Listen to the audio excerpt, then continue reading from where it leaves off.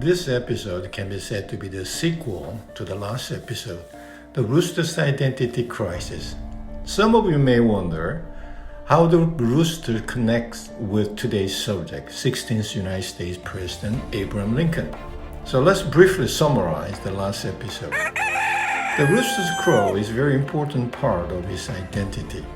But the rooster in my coop started to crow too early, too long, and too loud in the morning, which seemed to cause irritation to the neighbors.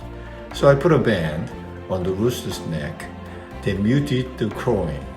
But that changed his behavior. As the identity of the rooster was shaken, he became aggressive toward other chickens. In this episode, I would like to introduce a great person who's shown amidst a nationwide identity crisis in his country. He was Abraham Lincoln, the 16th President of the United States. Lincoln is so famous that most of us know him well. There are many reasons he's judged to have been so great. To me, his utmost greatness lies in his commitment to uphold the values of his nation in the midst of the most difficult crisis in his history. From the beginning, the United States was characterized by sharp divisions between its industrial north and its agricultural south.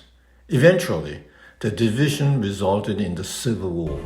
It was the bloodiest civil war of the 19th century, which took more than 600,000 human lives. The turning point of the war was the Battle of Gettysburg, which would prove to be the world's bloodiest battle in terms of casualties.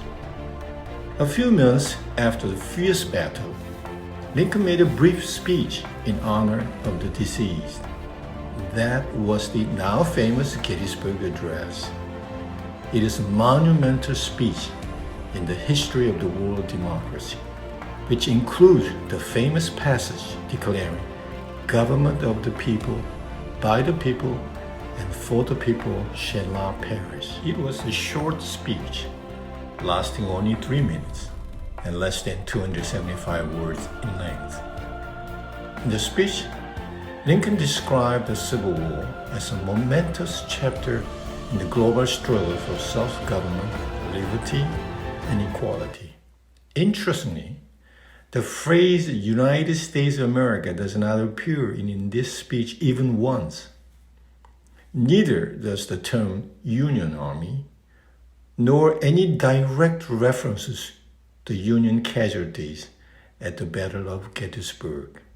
Instead, Lincoln used the third-person pronoun that when addressing the United States and the Union soldiers. For instance, he says, quote, "Now we are engaged in a great civil war, testing whether that nation or any nation so conceived and so dedicated can long endure. We are met on a great battlefield of that war.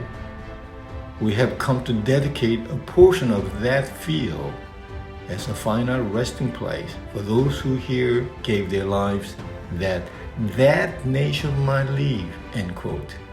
For Lincoln, the title of the nation mattered little. It was the values on which the nation was built which mattered most.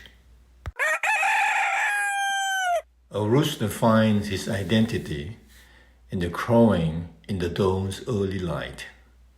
By crowing, he shows up that he is the captain in the coop. If the identity is shaken, however, it turns aggressive toward other chickens. The same goes for people. A person who has a severe insecurity or an identity crisis tends to be impatient, aggressive toward others. Ordinary people tend to show off which titles they hold, which schools they attended, and which passports they hold, rather than revealing what values and identity they are living with.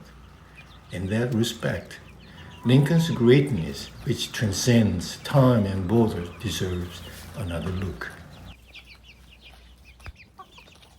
Thank you for watching.